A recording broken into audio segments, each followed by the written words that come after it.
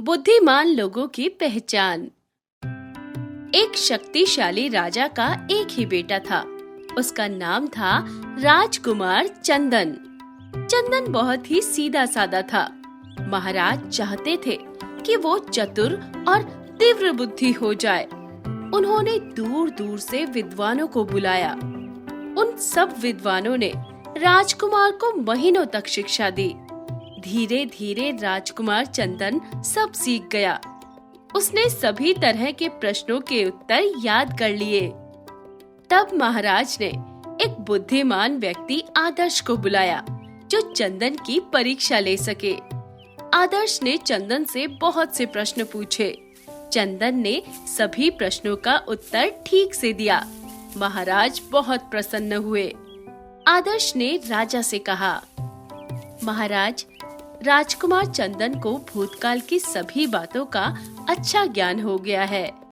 अभी तक जो कुछ हो चुका है वो राजकुमार जान गए हैं, लेकिन एक बुद्धिमान व्यक्ति को भविष्य का ज्ञान भी होना जरूरी है। राजा ने एक विद्वान ज्योतिषी को राजमहल में बुलाया। उन्होंने राजकुमार चंदन को भविष्य जानने की कला सिखाई।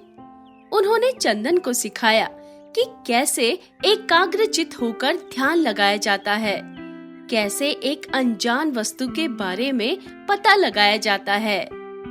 इस तरह कई महीने बीत गए। जब ज्योतिषी ने सभी बातें राजकुमार चंदन को सिखा दी, तब राजा ने आदर्श को फिर से बुलाया। आदर्श से कहा गया कि वो चंदन की एक बार फिर से परीक्षा ले। आदर्श ने अपनी मुट्ठी में एक वस्तु रखी।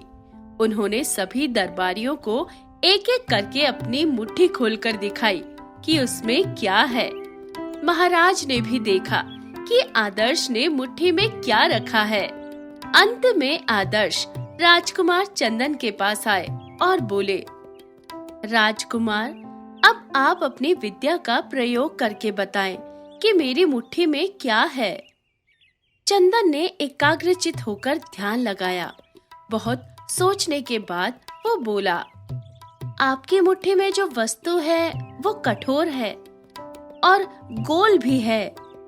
आदर्श ने कहा, बिल्कुल ठीक। सुनकर महाराज प्रसन्न हुए। राजकुमार फिर बोला, ये वस्तु सफेद रंग की है और इसके बीचों बीच एक छेद है। आदर्श खुश होकर बोले, ठीक कहा राजकुमार, अब आप इस वस्तु का नाम बताएं। राजकुमार ने कहा, मैं समझ गया कि ये वस्तु कौन सी है। आपकी मुट्ठी में चक्की का पाट है। जैसे ही दरबारियों ने ये सुना, वे अपनी हंसी रोक नहीं पाए।